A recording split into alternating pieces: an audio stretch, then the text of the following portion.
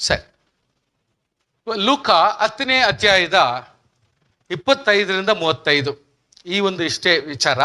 ಇದು ಸ್ವಲ್ಪ ಮನಸ್ಸಿನಲ್ಲಿ ಇಟ್ಕೊಳ್ಳೋಣ. ಲೂಕ 10ನೇ ಅಧ್ಯಾಯದ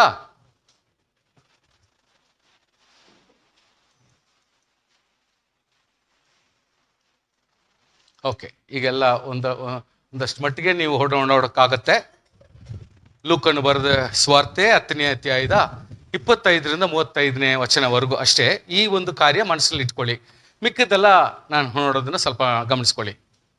நியாயசாஸ்திரி ஒருத்தர் ஆண்டவராக இயேசு கிறிஸ்துக்கிட்ட வராரு.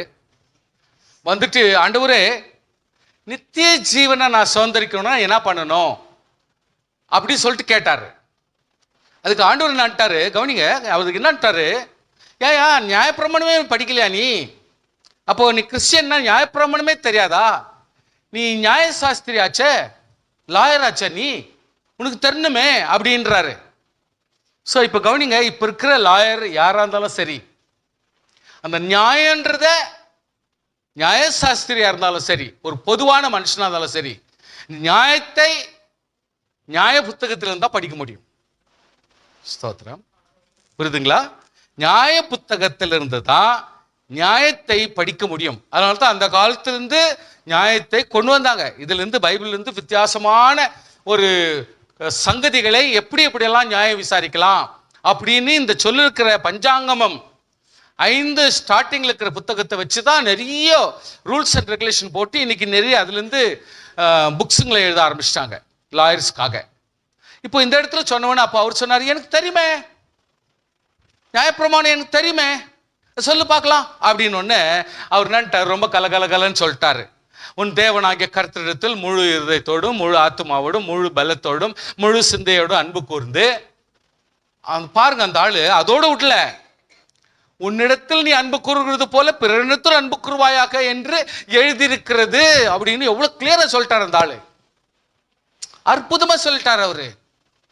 இதை கேட்ட உடனே ஆண்டவர் நன்றாரு, ரொம்ப நிதானமா சொன்னப்பா நீ, ரொம்ப நிதானமா ரொம்ப கரெக்டா பதில் சொன்னப்பா நீ, அப்படியே போய் செய் அப்படின்னாரு. நித்திய ஜீவனை சுதந்திரிக்கணும்னா நீ என்ன பண்ணும்? முழு இருதயத்தோடும், முழு ஆத்மாவோடும், முழு சிந்தையோடும், முழு பலத்தோடும் அன்பு கூர்ந்து உன்னை நேசிக்கிறது போல இன்னொருத்தரையும் நேசிப்பாயாக. அப்பதான் நித்திய ஜீவன். நித்திய ஜீவனுடைய ஃபார்முலா இது. ஒரு நித்திய ஜீவன் வேணும், நான் பரலோகத்துக்கு போகணும் நம்ம பேசுறோமா இருந்தால் நமக்கு வேண்டிய ஃபார்முலா இதுதான்.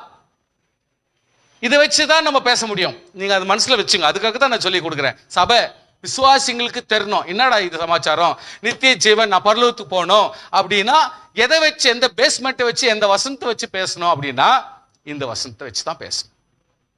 ஸோ இப்போ ஆண்டவர் நன்றாரு, முதல்ல இப்ப நீ சொன்னியே அப்படியே நீ செஞ்சினா வெறும் நித்திய ஜீவன் மட்டுமல்ல, நீ பிழைப்பாய் அப்படின்றாரு. அப்போ நம்ம பிழைக்கணும்னா, ஸ்தோத்திரம், கவனிச்சு பாருங்க, நம்மளாம் பிழைக்கணும்னா, குடும்பத்துல பிழைக்கணும்னா, சமுதாயத்துல பிழைக்கணும்னா, குடும்பத்துல பிழைக்கணும்னா, நண்பர்கள் மத்தியில பிழைக்கணும்னா, கஷ்டப்பட்டு வேலை செஞ்சு பிழைக்கணும்னா, நான் என் தேவனாகிய கர்த்தத்தில் முழு இருதயத்தோடும், முழு ஆத்மாவோடும், முழு சிந்தையோடும், முழு பலத்தோடும் அன்பு கூறணும். மோரோவர் மேனேஜராகட்டும், சூப்பர்வைசர்னாக்கட்டும், வேலைக்காரனாக்கட்டும், செக்யூரிட்டினாக்கட்டும், அல்லது டாப் ஓனர்னாக்கட்டும், உன்னை நேசிக்கிறது போல நீ பிறனை நேசி. ஏதோ கிறிஸ்டியன்ஸ் நேசிக்கிறது இல்லை, ஏதோ சர்ச்சுக்கார் மட்டும் நேசிக்கிறது இல்லை, ஜென்ரலாவே எல்லாரையுமே நம்ம நேசிக்கணும். ஏன்னா நம்மள கர்த்தருடைய பிள்ளைங்க, கர்த்தருடைய பிள்ளைங்க தான் மற்றவங்க எல்லாருமே நேசித்தாதான் அவங்க இயேசு கிறிஸ்துவை ஏற்றுக்கொள்ள முடியும். நம்ம ரட்சிக்கப்பட்டவனை மட்டும் நேசித்தா அது நேசமா இருக்காது. இயேசு கிறிஸ்து அப்படி சொல்லல, புரிஞ்சுங்க. அந்த ஆளு கொஞ்சம் குஷி ஆயிட்டாரு. அடாடா, என்னடா நான் கரெக்டா தாண்டாக்குறேன், ஒரு பிரச்சனை இல்லை, இனிமேல் என்னை விட யாரு அப்படின்ற ஸ்டேட்டஸ்க்கு வந்துட்டார் அவரு. அப்பதான் ஆண்டவர் என்னன்றாரு, ஒரு சின்ன விஷயத்த சொல்லி கொடுக்குறாரு. ஒரு ஸ்டோரி மாதிரி. ஆண்டவர் ஓல்ட் டெஸ்டிமெண்ட்ல இருந்து கூட நிறைய இந்த மாதிரி கதைகளை இயேசுக்கு தேவன் சொல்லுவார். புரியுதுங்களா? வெறும் நியூ டெஸ்டிமெண்ட் மட்டும் இல்லை, ஓல்ட் டெஸ்டிமெண்ட்ல கூட உங்களுக்கு நிறைய வாட்டி சொல்லியிருக்கிறேன். ஒரு சிங்கத்தை பற்றி சொல்லியிருக்கிறேன், செடியை பத்தி சொல்லியிருக்கிறேன், கொடியை பத்தி சொல்லியிருக்கிறேன், மரங்களை பத்தி சொல்லியிருக்கிறேன், ஆடு பத்தி சொல்லியிருக்கிறேன், கீரை தோட்டத்தை குறித்து சொல்லியிருக்கிறேன். இந்த மாதிரி பல ஆண்டவர் புரிய வைக்கிறதுக்காக அந்த மாதிரி எல்லாம் கர்த்தர் பேசுவாரு. அந்த மாதிரிதான் ஆண்டவர் இந்த இடத்துல எப்படி சொல்றாருன்னா, ஒரு மனுஷன் எப்படி பேசுறாரு, ஒரு மனுஷன் எருசலேம்ல இருந்து எரிகோக்கு போறான். அவன் இருக்கிறது எருசலேம். எருசலேம்ல இருந்துக்கணும். அது ஆசீர்வாதத்தின் இடம், நன்மையின் இடம், ஆகாரத்தின் இடம், போஷிக்கப்படுற இடம். அங்கதான் தேவனுடைய கரம் இருக்கிற இடம். ஆனா நம்ம வாழ்க்கையில பாருங்க, சம்டைம்ஸ் மிஸ் பண்ணிடுறோம், வழி தப்பி போயிடுறோம். கவனிச்சிங்களா? பிளீஸ் உங்க மனசை சிதற விடாதீங்க. நம்ம மனசுல நம்ம என்ன பண்ணிடுறோம், எண்ணத்துல, நம்முடைய செயல்ல, வாக்குவாதத்துல, ஒரு பேச்சுவார்த்தையில, ஒரு ப்ராப்பர்ட்டி வாங்குறதுல, மத்த எல்லா காரியத்திலும் என்ன பண்றோம், கொஞ்சம் ஆண்டவருடைய சமூகத்தை விட்டு, ஆண்டவருடைய தயவை விட்டு, ஆண்டவருடைய அந்த பிரசன்ஸை விட்டு கொஞ்சம் அப்படியே வெளியே போயிடுறோம். இதான் இந்த கதை. எருசலேமை விட்டு எரிகோக்கு போறான். நீங்க கொஞ்சம் நல்லா கவனிச்சுக்கணும் ப்ளீஸ், ரொம்ப அலர்ட்டா இருங்க. ಬೈಬಲ್ ಅಮ್ಮ ನೀವು ಗಮನಿಸಿ. ಈಗ ಅದನ್ನ ಕಂಪೇರ್ ಮಾಡ್ತೀನಿ. ನಾನು ಹೇಳೋದು ಕರೆಕ್ಟಾಗಿ ನೋಡ್ತೀರಾ ಹೆಂಗೆ ಅಂತ ಗೊತ್ತಿಲ್ಲ, ಹೇಳೋದನ್ನ ಕರೆಕ್ಟಾಗಿ ನೋಡಿ. ಯಾಕಂದ್ರೆ ಗಮನ ಅಷ್ಟು ಇದ್ದು ಬಿಟ್ರೆ ನಿಮ್ಗೆ ಆಶೀರ್ವಾದವಾಗಿರ್ತದೆ. எருசலேம்ல இருந்து எரிகோக்கு போறாரு. போக வேண்டிய அவசியம் இல்ல, போறோம். நானும் போறேன், நீங்களும் போற. பேச்சில போயிடுறோம், பார்வையில போயிடுறோம், பார்க்க கூடாது பார்த்துடுறோம், பேசக்கூடாது பேசிடுறோம், சொல்லக்கூடாது சொல்லிடுறோம், செய்யக்கூடாது செஞ்சிடறோம். இது நத்திங் பட் எருசலேம்ல இருந்து எரிகோக்கு போற கதை. ஆண்டவருடைய சித்தம் இல்லாத சில காரியத்துக்கு நோ ஆயிடுறோம். இதுக்கு மீனிங் என்ன? எருசலேம்ல இருந்து எரிகோக்கு போற கதை. அது மீனிங் தான். அதாவது சில நேரத்துல மிஸ் ஆயிடுறோம், சில நேரத்துல அதாவது ரூட்டை மாத்திடுறோம், சில நேரத்துல வழி விட்டு போயிடுறோம், சில நேரத்துல நம்ம பிள்ளைகளும் மாறி போயிடுறாங்க. இப்படி எல்லாம் போயிடுது. இதுக்கு தான் ஆண்டவர் இந்த இடத்துல சொல்றாரு, ஒருத்தன் எருசலேம்ல இருந்து எரிகோக்கு போறான். இப்படி போகும்பொழுது என்ன ஆகுதுன்னா, ஆண்டவருடைய பிரசன்னத்தை விட்டு நீங்கிடுது. ஆண்டவர் நமக்கு ஃப்ரீடம் கொடுக்கிறாருங்க. அதாவது நீங்க யோசிக்கணும், நமக்கு ரெஸ்பெக்ட் கொடுக்கிறாரு. ஆஸ்வத்தி சாவத்து வைக்கிறேன், நீ எதாவது தெரிஞ்சுக்கோ அப்படின்ற ஸ்டேட்டஸ் கொடுக்கிறாரு. அவ்வளவு மரியாதை கொடுக்கிறாரு நமக்கு, அவ்வளவு ஆதாயம் கொடுக்கிறாரு நமக்கு, ஃப்ரீடம். பைபிள் ஃபுல்லா நீங்க படிச்சு பார்த்தா கூட ஆண்டவர் கண்ட்ரோல் வைக்க மாட்டாரு. அவர் எல்லாத்துக்கும் ஃப்ரீடம் கொடுக்கிறாரு. நம்ம ரட்சிக்கப்பட்டவங்க நடந்துக்கணும்.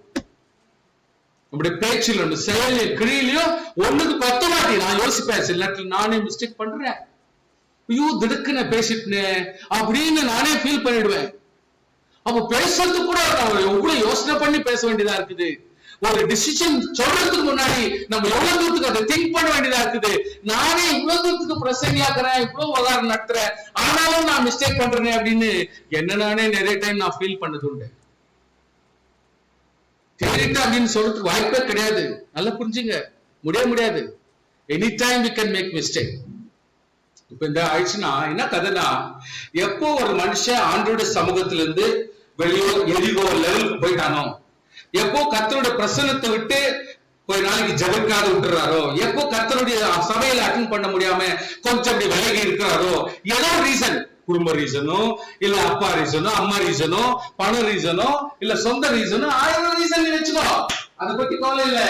ஆனா எப்போ நீ அந்த 1000 ரீசனுக்கும் நீ இயேசு கிறிஸ்து மதியத்துல போட்டு, சபைய மத்தியில போட்டு நீ கொஞ்சம் விலகி எரிகோ நேர்ல போறியோ, ஒரு கள்ளன் கண்டிப்பா வந்து நம்மள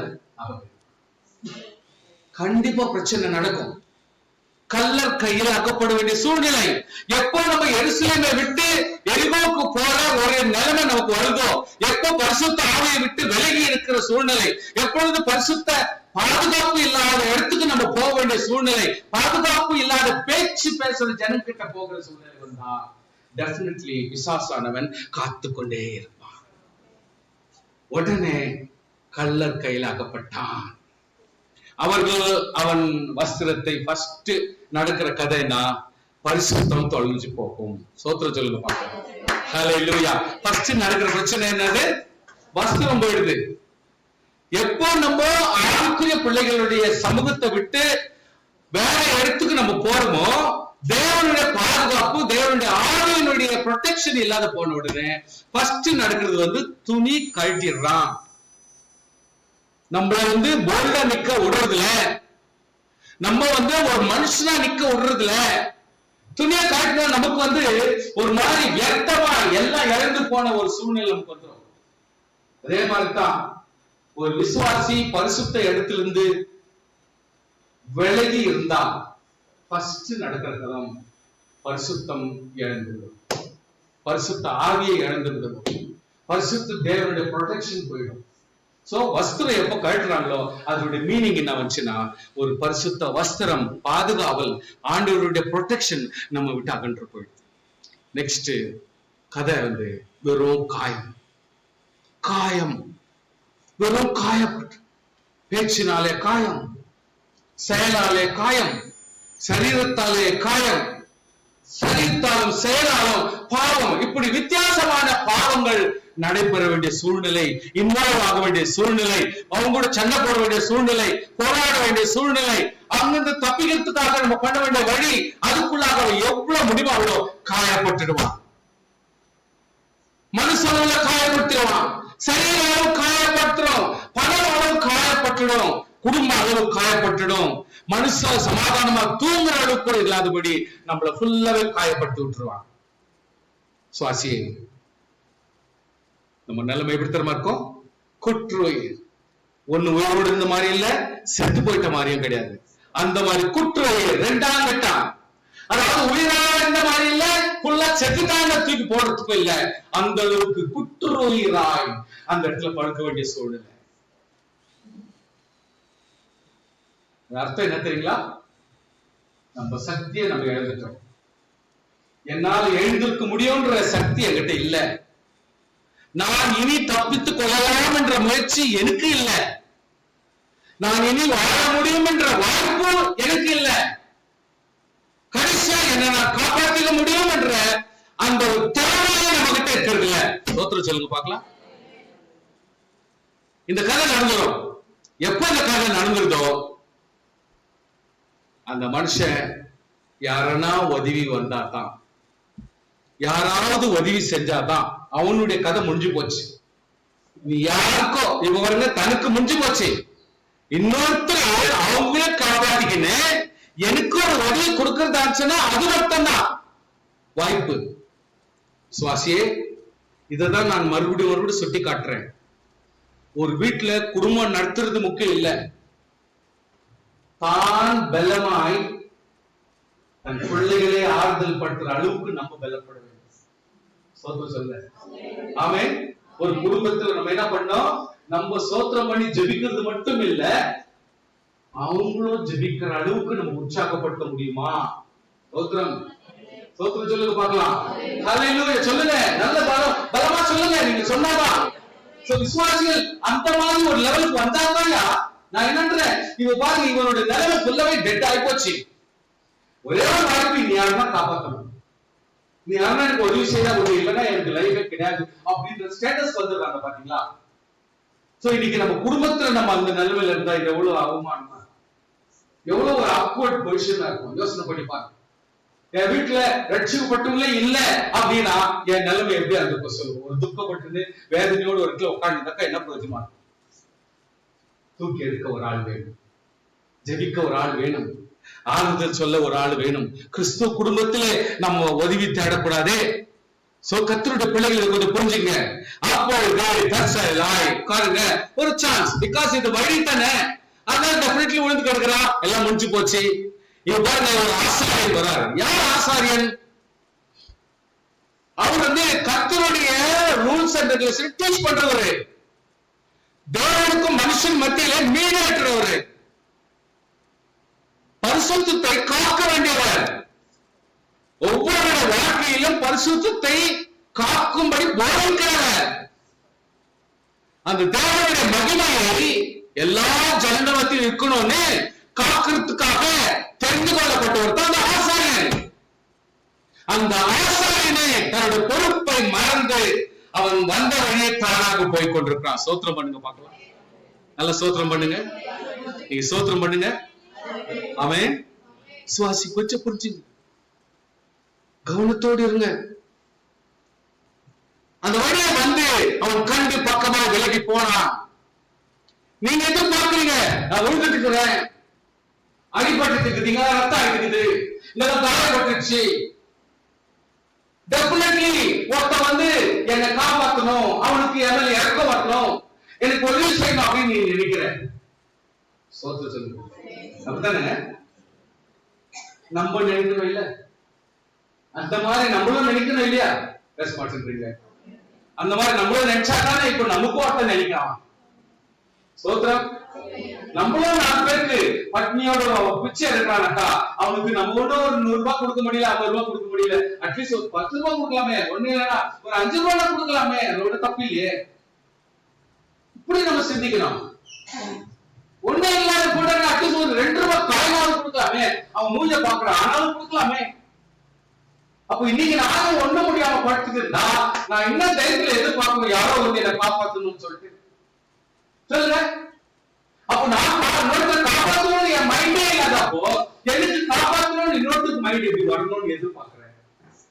சோதரம் நம்ம எப்படி எதிர்பார்க்கிறோம் சொல்லுங்க. அப்ப நம்ம உணர்த்துக்கு உதவி பண்ணணும் நீங்க நினைக்க கூடாதா? சொல்லுங்க.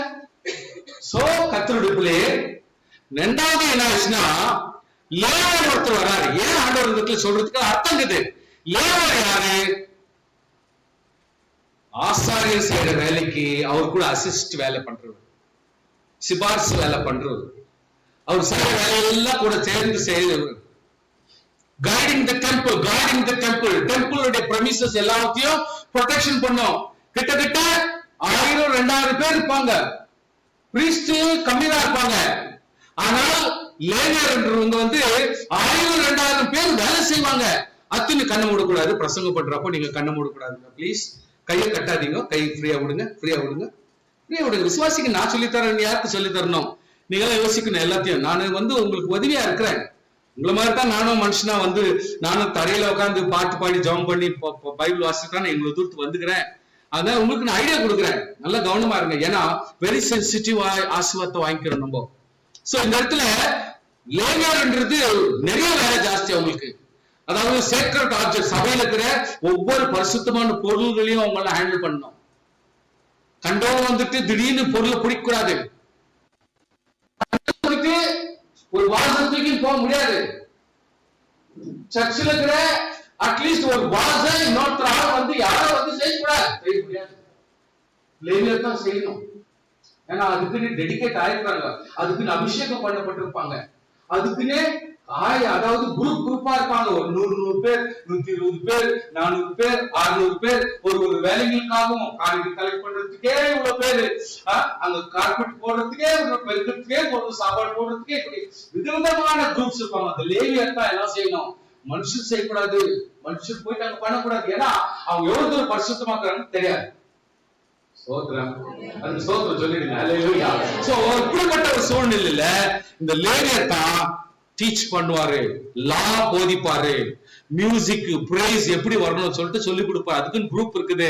Collecting types and offerings, maintain sanctity centuries, அதாவது விசிலிட்டி, அந்த காம்பவுண்ட், அந்த வால் எல்லாத்தையும் ப்ரொடெக்ஷன் பண்ணுவாரு, அட்மினிஸ்ட்ரேஷன் பண்ணுவாரு, லாஜிஸ்டிக் சப்போர்ட்னா எங்க இருக்கிற பொருளை ஷிஃப்ட் பண்ணணும், அங்க இருக்கிற பொருளை மாத்தணும், உடஞ்சத்தை மாத்தி புதுசை கொண்டு போடணும், இப்படி பல காரியத்தை செய்யணும். ஸ்தோத்திரம் பண்ணலாம், ஸ்தோத்திரம் பண்ணலாம், ஸ்தோத்திரம் பண்ணலாம். கர்த்தருக்கு ஸ்தோத்திரம். கரங்களை உயர்த்தி ஸ்தோத்திரம் பண்ணலாமா? இப்படி கர்த்தருடைய பிள்ளைகளே தாளாட்டி சீராட்டி கொஞ்சம் நம்ம பலப்படுத்தி தான் ஒவ்வொன்றும். சில பேர் மனசுலயே சிலதெல்லாம் நீங்க கோச்சுக்கிறீங்க. கர்த்தர் பெரியவர், தேவ பிரசன்னம், தேவனுடைய ஆசீர்வாதம் நமக்கு பாருங்க. இன்னும் ஒரு 10 மினிட்ஸ்ல நம்ம பிரசங்கம் முடியுது. கொஞ்சம் கவனமா இருங்க. அந்த இடத்துல பாருங்க, இந்த லேவியரும் வந்து பார்த்து அவனை கண்டு பக்கமாய் விலகி போயிட்டான். ஆனால் இங்க ஒரு சமாரியன் ஒருத்தர் வர்றார். Now there is a person, சமாரியன் அப்படின்னு வர்றாரு. ஆண்டவர் ஆசாரியரும் சொல்லிட்டாரு, லேவியரும் சொல்லிட்டாரு. ரொம்ப highest professional, highest role model, அவங்க ஃபெயிலியர் ஆயிப்போச்சு. இங்க யாருன்னா சமாரியன். சமாரியன்னா யாரு? இததான் உங்களுக்கு சொல்றேன். அதாவது யூதர்கள் சம்பந்தப்படாத மனுஷர்னா அது வந்து சமாரியன். ஏன்னா அந்த சமாரியர் வந்து வித்தியாசமான கடவுள்களையும் வணங்கத்தக்க யூதர்களே வித்தியாசமான தேவனை அறியாத கடவுள்களை இவங்க பூஜிக்கிறவர்களும் அதுல இன்வால்வ் ஆகிட்டு செயல்படுறவர்களா இருக்கிறதுனால அவங்க என்ன பண்றாங்க, அப்படிப்பட்டவர்களை கிறிஸ்தவ சமுதாயம் அப்படி வெறுத்து விட்டுருச்சு. நீ யூதனா இருக்கலாம், ஆனா எப்போ நீ தேவனை நேசிக்காம புறஜாதி கடவுளை நீ வணங்குறியோ உன்னை நான் ஏத்துக்க மாட்டேன்னு சொல்லிட்டு அவங்க ஒதுக்கி விட்டுறாங்க. சோ அதனால வேண்டிதான் ஒவ்வொரு ஜனங்களும் ஜூவிஷா இருக்கலாம், ஆனா தேவன் அறியாத ஜனங்களை வணங்குறதுனால அவங்கள வந்து சமாரியா அப்படின்றது ஒரு பெரிய ஹைஃபை பட்டணம், ஒரு பெரிய அதாவது விஸ்தாரமான பிசினஸ் சென்டர், நல்ல பணம் கொழுத்து போன இடம். அந்த இடத்துல கர்த்தருக்கு வேல்யூ கிடையாது. அதனால தான் ஜனங்கள் என்ன பண்ணிட்டாங்க, கிறிஸ்தவர்கள் எல்லாம் சமாரியா ஆட்கள் எவ்வளவு பெரிய பணக்காரனா இருந்தாலும் அவங்கள ஒதுக்கி வச்சிட்டாங்க. அவங்கள பார்த்துட்டா கூட மறுபடியும் ரிட்டர்ன் போய் குளிச்சுட்டு வருவார். அவரு சமாரியா ஆளை ஒருத்தர் எதிரில் பார்த்துட்டா அவர் மறுபடியும் போயிட்டு குளிச்சுட்டு அப்புறம் வருவார். அவர் அந்த மாதிரி ஒரு சென்சிட்டிவ். ஈவன் மத்தியானத்துல இயேசு கிறிஸ்து ஒரு பொம்பளை போயிட்டு தண்ணீர் மொள்ள போகும் பொழுது ஆண்டவராக இயேசு கிறிஸ்து போய் தண்ணீர் கொடுன்னு கேட்கும் பொழுது அந்த அம்மாவை கேட்கறாங்க, நீர் யூதனா இருக்க என்கிட்ட எப்படி தண்ணீர் கொடுன்னு கேட்டீர் அப்படின்றாங்க அந்த அம்மா. நீர் யூதனா இருக்கும் பொழுது நான் சமாரிய ஸ்திரியா இருக்கிறேன், என்கிட்ட வந்து நீ கேட்கிறீரே, உங்களை பார்த்தாலே தெரியுதே. சோ இந்த இடத்துல நெஹெமியால கூட அப்படித்தான் வருது. எப்படின்னா, ஒரோனியனான சன்பல்லாத்தும் அம்மோனியனான தொபியா இவங்க ரெண்டு பேரும் சமாரியர்கள். என்னது, தப்பா தேவாலயத்தை கட்டுற வந்துட்டான் பா எவனோ. நெஹெமியா போகும் பொழுது அவங்க என்னன்றாங்க, ஓஹோ இவ்வளோ காலம் உழுந்து கிடந்துச்சு யாரை கண்டுக்கல, இப்போ வந்து ஆலயத்தை கட்டுறதுக்கும் காம்பவுண்டு கட்டுறதுக்கும் வந்துட்டாப்பா ஒருத்தன் அப்படின்னு கேலியா ஒரு மாதிரி பேச ஆரம்பிச்சிட்டாங்க. இதுதான் நெஹெமியா சொல்றாரு, பாத்தியா நமக்கு ஒரு இடைஞ்சல் கொடுக்கறதுக்கு வந்துட்டாங்க, அங்க அவங்களுக்கு அது வெசனமா இருந்துச்சு, இதுக்கு வேற வந்துட்டாங்களே இவங்க கட்டுறதுக்கு வந்துட்டாங்களே சொல்லிட்டு வெசனமா இருந்துச்சு அவங்களுக்கு. அதே நேரத்தில் யோவான் 8ஆம் அதிகாரத்தில் கூட வாசிக்கிறோம், அதாவது இயேசு கிறிஸ்து ஜனங்களை பார்த்து தேவனால் உண்டானவன் தேவனுடைய வசனத்துக்கு செவி கொடுக்கிறான், நீங்களும் தேவனால் உண்டாயிராதபடினால் செவி கொடுக்காமல் இருக்கிறீர்கள் அப்படின்னு சொல்லும் பொழுது அந்த ஜனங்களுக்கு கோபம் வருது. இயேசு கிறிஸ்து என்ன சொல்றாங்க தெரியுமா, உன்னை சமாரியன் என்றும் பிசாசு பிடித்தவன் என்றும் நான் சொல்றதெல்லாம் நியாயம்தான் அப்படின்றாங்க. அப்போ இயேசு கிறிஸ்துவ என்னன்றாங்க, கேலியா ஒருத்தரை கீழ்த்தரமா பேசணும்னா என்னன்னு பேசணும், சமாரியா மாதிரி பேசலாம் பார், சமாரியா மாதிரி பேசலாம் பார். ஏன்னா இஷ்டப்படாத ஆட்கள் சமாரியானா யாருக்கு இஷ்டம் இல்லை, அதனால யாருக்கு இஷ்டம் இல்லையோ அதை இயேசு கிறிஸ்து ஒழிக்கையாக சொல்றாங்க. சமாரியா பேசுற மாதிரி பேசுறாரு, பிசாசு பேசுற மாதிரி பேசுறாரு பாரு. என்னது, இயேசு கிறிஸ்துவ தேவனுடைய குமாரன் அங்கீகரிக்க மாட்டேன்றாங்க. வயிற்றுலாவது இவனா, அவங்க பிரதர்ஸ் எல்லாம் நம்ம கூட இருக்கிறாங்களே, சிஸ்டர்ஸ் எல்லாம் நம்ம கூட இருக்கிறாங்க, இவர் தான் ஃபர்ஸ்ட் பிறந்தது, இவர் போய் இயேசு தேவன் அப்படின்னு சொன்னாக்கா நம்ம எப்படி ஒத்துக்க முடியும், பிசாசு மாதிரி பேசுறாரு, சமாரியா மாதிரி பேசுறாரு அப்படின்னு கேலி பண்றாங்க. பாத்தீங்களா அந்த வசனத்துல. சோ விசுவாசியே, இந்த இடத்துல எவ்வளவு தூரத்துக்கு அந்த கதை போகுதுன்னா, அதாவது ஆண்டவராக இயேசு கிறிஸ்து பாருங்க, இன்னும் ஒரு வசனத்தை நான் ஞாபகப்படுத்துறேன். அப்போஸ்தலர் 1ஆம் அதிகாரம் 8ஆம் வசனம் உங்களுக்கு மனப்பாடமா தெரியும், சொல்லுங்க பார்க்கலாம். பரிசுத்த ஆவி பலனடைந்து எருசலேமிலும் யூதேயா முழுவதிலும். பாத்தீங்களா, அப்போ சமாரியா கூட விடுற மாதிரி இல்ல. ஆண்டவர் சொல்றாரு சமாரியாவும் கூட ரட்சிக்கணும். ஆண்டவராகிய கர்த்தர் பரிசுத்த ஆவி உனக்கு கொடுத்தா ஈவன் சமாரியாவை கூட கர்த்தர் நம்ம மாற்றணும், சமாரியாவை கூட சேஞ்ச் பண்ணணும் அப்படின்றார் ஆண்டவர். சோ கர்த்தருடைய பிள்ளைகளே, வரான் சமாரியன், கண்டு வந்து பார்க்கறான் என்ன நடக்குதுன்னு, ரிசர்ச் இன்வெஸ்டிகேஷன், ஸ்தோத்திரம் சொல்லுங்க பார்க்கலாம், இனிக்கிறான், இன்வெஸ்டிகேட் பண்றான், என்னதான் நடந்துக்குது அவனுக்கு. நெக்ஸ்ட் நம்பர் 2, மனதுருகிறான், யோ பாவம் உனக்கு இப்படி ஆயிருக்குதே. 3வது கிட்ட வரான், பிரச்சனைக்கு கிட்ட வரான், ஒருத்தனுடைய வேதனைக்கு கிட்ட வரான். 4வது அவனுடைய காயங்களிலே, அவனுடைய காயங்களை ஐடென்டிஃபை பண்ணி அவனுடைய காயங்களுக்கு ஏதாவது ஒரு விமோச்சனம் கொடுக்கணும்னு எண்ணெயும் திராட்சை ரசத்தையும் வார்த்து ஸ்தோத்திரம். புரியுதுங்களா? வசனத்தை எப்பவுமே நீங்க கேட்கும் பொழுது ரொம்ப ஷார்ப். ஏதான் நீங்க ஏன்னா நான் பிரசங்கம் பண்றேன், நீங்க பிரசங்கம் பண்ண நீங்க சீரியஸ் ஆயிடுவீங்க. இப்போ நான் பிரசங்கம் பண்றதுனால நீங்க டல் ஆயிடுறீங்க சில நேரத்தில். வேண்டாம். ஏன்னா இந்த இடத்துல நோட் பண்ணோம், ஒரு காயம் ஏற்பட்டால் எண்ணெய் ஊற்றணும். திராட்சை ரசம் பியூரா இருந்தா அதை வச்சாலும் சுகம் ஆயிடும். ஸோ நீங்க வசனத்தை படிக்கிறது முக்கியம். அட் த சேம் டைம் இந்த ஔஷதம் மெடிசன் அப்படின்னும் பொழுது இதை கொஞ்சம் நீங்க படிக்கணும். அந்த காலத்துல இந்த மாதிரி மெடிசன்ஸ் எல்லாம் இல்லை. அதனால அவங்க எண்ணத்தை வச்சு கண்டுபிடிச்சு சுகம் ஆனாங்கன்றதை நமக்கு சொல்லி கொடுக்குறார் ஆண்டவர். அதையே நம்ம தெரிஞ்சுக்கிறது இல்லை. காயத்தின் மேல எண்ணெயும் திராட்சை ரசம் வார்க்கிறார், ஊத்துறாரு, காயங்களை கட்டுறாரு. சுய வாகனத்துல, எனக்கு இருந்த சுய வாகனத்துல அவர் ஏற்றிக்கொண்டு போறார். சுய வாகனத்துல ஏற்றிக்கொண்டு போறார். யாரு? ஆசாரியம் இல்ல, லேவியனும் இல்ல. ஸ்தோத்திரம் பண்ணுங்க பார்க்கலாம். சொல்லினே இருங்க, ஸ்தோத்திரம் பண்ணுங்க. லேவியனும் இல்ல. இவன் தள்ளப்பட்டவன், ஒதுக்கப்பட்டவன், கெட்டவன் சொல்லிட்டு ஒதுக்கி வச்ச ஆள் தான். ஆனால் ஆண்டவர் என்னன்றாரு, ஆண்டவராக இயேசு கிறிஸ்து முழுதயத்தோடும் முழு ஆத்மாவோடும் முழு சிந்தையோடும் இதெல்லாம் நேசிக்கிறது ஒரு சைடில் கிட்டும், ஒன்று நேசிக்கிறது போல நேசிக்கிறதும் கிட்டும் ஒரு சைடு. ஆனால் முக்கியமானது என்னன்னா, உனக்கு கர்த்தர் ஒரு சந்தர்ப்பம் கொடுத்து அங்கே ஒருத்தர் விழுந்து கிடக்கிற ஒரு சூழ்நிலை உனக்கு கிடைச்சா, அங்கே ஒருத்தர் வேதனையோடு இருந்துக்கின்னு இருக்கிற சூழ்நிலை உனக்கு கிடைச்சா, அதான் ஒருத்தன் அழுதுன்னு படுத்துனுக்கிறத கவனி பார்த்தீங்கன்னா, அல்லது ஒரு நோய்வாய்ப்பட்டு ஒரு ஹாஸ்பிட்டலில் விழுந்துக்கிறான்னு தெரிஞ்சா, அல்லது அடிபட்டு ஒருத்தரில் விழுந்து கிடக்கிறான்னு தெரிஞ்சா, நம்ம ஆசாரியன் டிசிப்ளினோடு போகிறத விட கொஞ்சம் இறங்கி நம்மளால என்ன உதவி சாத்தியமோ, எந்த வாய்ப்புகளை கர்த்தர் கொடுக்கிறாரோ அந்த அளவுக்கு நம்மளால ஆனதை நம்ம செய்யணும். ஆமென். ஆண்டவர் நன்றாரு, முழு இதயத்தோடு முழு ஆத்மாவோடு முழு சிந்தை, இதெல்லாம் ரூல்ஸ் கரெக்ட். இதெல்லாம் செய்யற, உன்னை நேசிக்க கூப்பிடுற நேசிக்கிற, ரைட். ஆனா அது தாண்டி ஒரு காரியம் செய்ய வேண்டியதாக்குது.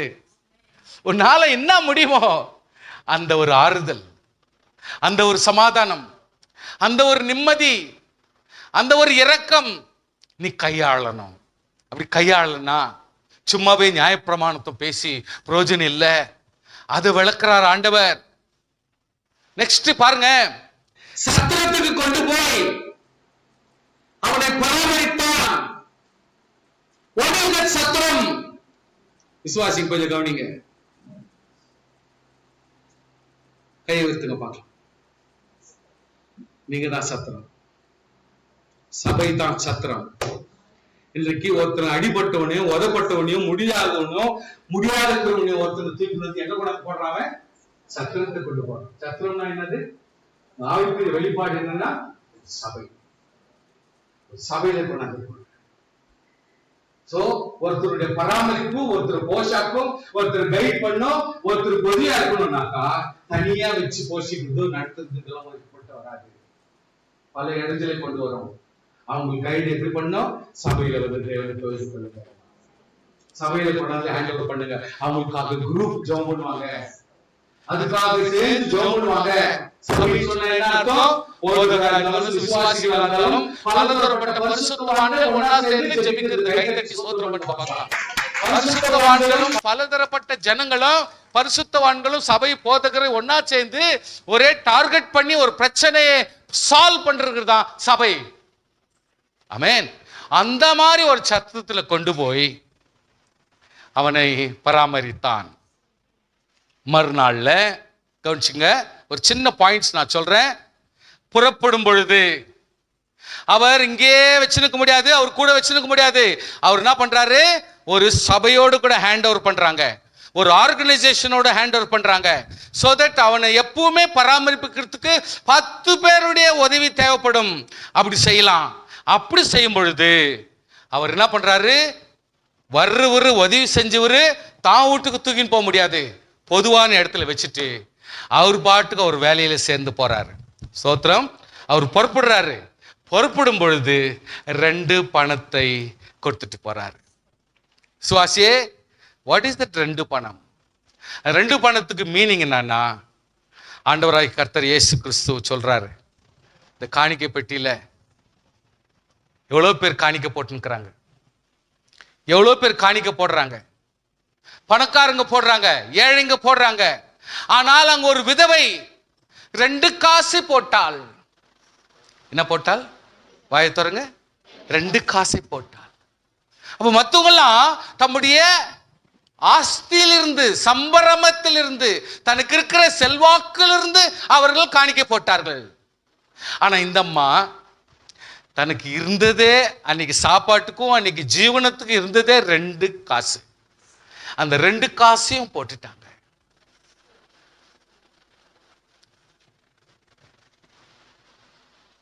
அர்த்தம் புரியுதா உங்களுக்கு? இந்த ரெவலேஷன், இந்த வெளிப்பாடு எப்படின்னா, என் ஆண்டவராகிய கர்த்தர் உன்னுடைய வாழ்க்கை முழுதும் தேவைப்படுற ஆசீர்வாதத்துக்கு ஈடாக, உன் குடும்பத்திற்கு ஈடாக, உன்னுடைய தேவைக்கு ஈடாக, உன்னுடைய நோயெல்லாம் சரிப்படுத்தக்கூடிய தகுதிக்கு ஏற்றார் போல அந்த சத்திரத்தான் உன்னை இன்னும் காப்பாத்துறதுக்கு எவ்வளவு நாள் ஆனாலும் பரவாயில்ல, தைரியமா பரவாயில்ல, 2 காசு வந்துருச்சடா போதும்டான்ற தைரியம் வர்ற அளவுக்கு அந்த ஃபுல் பணம் அவனுக்கு போதுமானதா இருக்குது. எத்தனை பேருக்கு புரியுது? எத்தனை பேருக்கு புரியுது? கரெக்டா கம்பேர் பண்ணணும். அங்க கம்பேர் பண்ணி ஒத்து வாக்கியம் போடணும். அந்த இடத்துல ஆண்டவராகிய கர்த்தர் உன்னிடத்திலே ஒரு பணத்தை கொடுத்து விட்டு போறாருன்னா அது அவ்வளவு சுலபமா ஏதோ வச்சுக்கோ 2 காசு இன்னைக்கு கொடுக்குற மாதிரி இல்ல, 2 கோடி கொடுக்குற மாதிரி இல்ல, 2 கோடி கொடுக்க கிடையாது, அதை விட பெருமானம்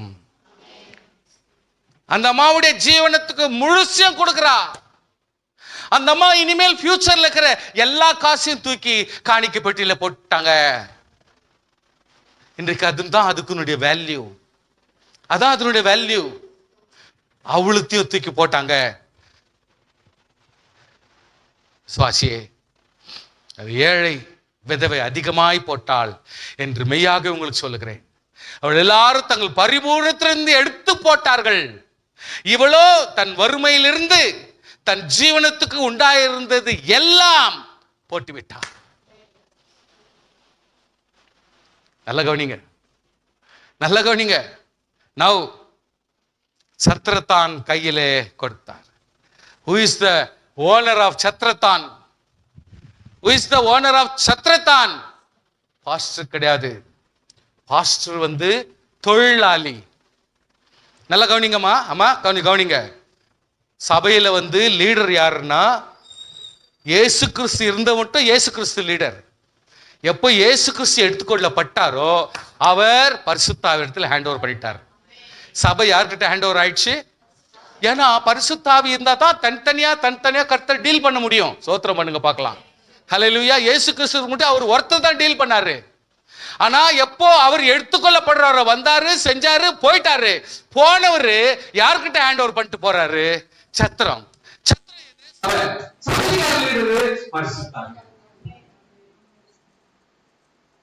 பாஸ்டர் பேரை போடக்கூடாது, பாஸ்டர் பேரை வச்சு சபை நடத்தக்கூடாது. அக்கறமாயிடும், தப்பாயிடும், கதையே வித்தியாசமா மாறிடும், ஆண்டவருக்கு விரோதமான செயலாய் மாறிடும். இன்னைக்கு பரிசுத்த ஆவியானவர் தான் சபையினுடைய ஓனர், அவர் தான் நடத்துவார். ஹல்லேலூயா. அந்த ஹோலி ஸ்பிரிட் சத்திரத்தால் கை கொடுத்து நீருடைய விசாரித்துக் கொள். ஹல்லேலூயா. எது வரைக்கும்? நான் திரும்பி வருவேன். போனவரு, காப்பாற்றினவரு, விட்டவரு, 2 பணத்தை கொடுத்தவரு, இப்ப அவரு போயிட்டாரு. அவர்கிட்ட விட்டு போனாரு, சத்திரத்தால விட்டுட்டு போனாரு, காசும் கொடுத்துட்டு ஹேண்ட் ஓவர் பண்ணிட்டு போனாரு. அந்த பரிசுத்த ஆவியானவர் வருகிற வரைக்கும் என்ன செல்வா இருந்தாலும் அவர் பார்த்துப்பார். சோத்திரம். ஹல்லேலூயா. அந்த பரிசுத்த ஆவியானவர் நீ எவ்வளவு காலம் எது செல்வானாலும் அது வரைக்கும் உன்னை காப்பாற்றுவார். எந்த நம்பிக்கை? அவர் வர்ற வரைக்கும் கொடுப்பேன்னு சொல்லிக்கிறாரு. அவர் கிரீடத்தை கொடுப்பேன்னு சொல்லிக்கிறாரு. அவர் நன்மையை தருவேன்னு சொல்லிக்கிறாரு. அவர் கிரீடத்தை கொடுப்பேன்னு சொல்லிக்கிறாரு. அவர் வர்ற வரைக்கும் நானும் காத்து நிற்கணும். காரணம், என்னுடைய சத்திரத்துல தான் இருக்க வேண்டியது அவசியம். ஹல்லேலூயா. அந்த சத்திரத்து ஓனர் பரிசுத்த ஆவியானவர். அவர் தான் உள்ளும் புறமும் அவர் கண்டுபிடிச்சு பேசுவார். அவர் தான் ஆலோசனை கொடுப்பாரு. அவர் தான் புத்தி சொல்லுவாரு. அவர் தான் கண்டிப்பாக நடத்துவார். ஒரு பாஸ்டருக்கு அந்த அளவுக்கு வெளிப்பாடியான ஞானமும் அறிவும் வராது. நெவர். அதனால விசுவாசிகள் உங்க இஷ்டத்துக்கு கணக்கு போடுறது, இஷ்டத்துக்கு வாழ்றது, இஷ்டத்துக்கு ஜீவிக்கிறதுனா அது முறை கிடையாது. கர்த்தர் ஒத்துக்கவே மாட்டார். நம்ம எப்பவுமே வசனத்தை படிக்கிற விசுவாசிகள் அந்த கிரமத்தோடு படிக்கணும். அதுக்கு தகுந்த மாதிரி நம்ம நடத்தணும். ஆண்டவராகிய கர்த்தர் மறுபடியும் வருவார். அவர் திரும்பி வருவார். ஹல்லேலூயா. Second coming. அவர் திரும்பி வர்றார். அது வர்ற வரைக்கும் நம்ம பொறுமையாக்கணும். அவர் வருவார். பரிசுத்த ஆவியானவர் அப்போ சொல்வார், இவர் என்னுடைய நேசகுமாரன், இவர் என்னுடைய நேசகுமாரத்தி. இவங்க கர்த்தரை தொழுகிறவங்க, இவங்க சபையினர், இவங்க ஆராதிக்கிறவங்க, தேவனை ஸ்தோத்திரம் பண்றவங்க அப்படின்னு அவங்க சொல்லுவாங்க. பரிசுத்த ஆவியானவர் தான் ஐடென்டிஃபை பண்ணுவார். பாஸ்டர் அப்படி சொல்ல மாட்டாரு. அவன் ஒரு மாதிரி முரட, அவனுக்கு குடுமானா, இவனு ஒரு மாதிரி இஷ்டமாடாதவன் அவனுக்கு மனுஷிகமா போவோம். கர்த்தருடைய பிள்ளைகளே, சபைக்கு எப்பொழுதுமே பரிசுத்த ஆவியானவர் தான் தலைவரா இருக்கணும். அது இருந்தா மட்டும்தான் சீரும் சிறப்புமா சபை நடக்கும். அப்படி இருந்தா மட்டும்தான் சபையானது அற்புதமாய் போகும். எவ்வளவு இடைஞ்சல் இருந்தாலும் சரி, யாரும் அசைக்க முடியாத ஆண்டவராகிய ஆவியானவர் அற்புதமா நடத்தி கொண்டு போவார். சில நேரத்தில் சில பேர் ஜெபம் பண்ணுவீங்க, கர்த்தாவே சபைக்கு விரோதமா யாருமே கிரியை செய்ய முடியாது. சபைக்கு விரோதமா யாருமே கிரியை செய்ய முடியாது. பாஸ்டருக்கு விரோதமா கிரியை செய்யலாம், விசுவாசிகளுக்கு விரோதமா கிரியை செய்யலாம், ஆனால் சபைக்கு விரோதமா, ஏன்னா அவர் தான் பரிசுத்த ஆவியானவர். அவருக்கு விரோதமா யாரும் பண்ண முடியலையே. நான் உங்களுக்கு சொல்லிட்டேனே, எங்களுடைய வாழ்க்கையை முழுமையாய் கர்த்தரே நடத்தி விட்டுட்டாருன்னா இதுக்கு என்ன பெரிய கதை. நம்மளுடைய சிறப்பு என்னாகுது? அல்லேலூயா. நமக்கு சிறப்பு என்னாகுது? கர்த்தர் தான் சிறப்பு, ஆவியானவர் தான் சிறப்பு, சத்திரம் தான் சிறப்பு. அல்லேலூயா. சத்திரத்தினுடைய ஓனர் தான் சிறப்பு. அவர் நடத்துவாரு, உன்னை எல்லாத்தையும் பார்த்துக்குவாரு. ஏன்னா 2 காசு கொடுத்துருக்கிறாரு. அல்லேலூயா. ஸ்தோத்திரம் பண்ணுங்க பார்க்கலாம். 2 காசு கொடுத்துட்டு இருக்கிறாரு. அதனால அந்த 2 காசு இன்னும் தீரல. ஸ்தோத்திரம் பண்ணுங்க பார்க்கலாம். அந்த 2 காசு இன்னும் தீரல. அது இன்னும் பெண்டிங் இருக்குது. இயேசு கிறிஸ்து வர்ற வரைக்கும் அந்த 2 காசு இவர் வச்சு ஓட்டுவாரு. வேணும்னா அவரு வாங்கிக்குவாரு. நம்மளுக்கு பேர்டன் கொடுக்க மாட்டார், உனக்கு தொந்தரவு கொடுக்க மாட்டார். அவர் செலவு பண்ணுவார். ஜெபிக்கலாமா விசுவாசியே? எவ்வளவு சீக்ரெட்ஸ் பாருங்க. கிட்டத்தட்ட ஒரு 7-8 சீக்ரெட் இது உள்ள இருக்குது. என் ஆண்டவராகிய கர்த்தர் சொல்லும் பொழுது எவ்வளவு அழகா சொல்லி கொடுக்கிறார் பாருங்க. எவ்வளவு நேர்த்தியா இதனுடைய டீடைலிங் கொடுக்கிறார் பாருங்க. எவ்வளவு அழகா நமக்கு ஒரு வடிவத்தை கொடுக்கிறார் பாருங்க. இன்னைக்கு நமக்கெல்லாம் சோர்வு வரத்துக்கு வாய்ப்பே கிடையாது, டல்லாவதுக்கு வாய்ப்பே கிடையாது, நம்மெல்லாம் பலவீனப்படுறதுக்கு வாய்ப்பே கிடையாது. கர்த்தருடைய பிள்ளைகள் ஜெபிங்க. நம்மை ஆசீர்வதிக்கிற கர்த்தருக்கு ஸ்தோத்திரம், நம்ம நடத்துகிற கர்த்தருக்கு ஸ்தோத்திரம். என் தேவன் ஒருபோதும் நம்மை கைவிட மாட்டார். ஹல்லேலூயா. நல்ல சமாரியன் ஆண்டவராகிய இயேசு கிறிஸ்து. இந்த சத்தியங்களை எவ்வளவு தூரத்துக்கு நீங்க பிடிச்சி ஆண்டவர் சமூகத்துல கேட்டுக்கொள்ளுங்க. பெரிய காரியத்தை செய்கிற தேவனுக்கு ஸ்தோத்திரம், மகத்துவமுள்ள கர்த்தருக்கு ஸ்தோத்திரம். ஹல்லேலூயா, ஹல்லேலூயா, ஹல்லேலூயா. வாங்க ஒரு சேஞ்சுக்கு வாங்க. ஸ்தோத்திரம்.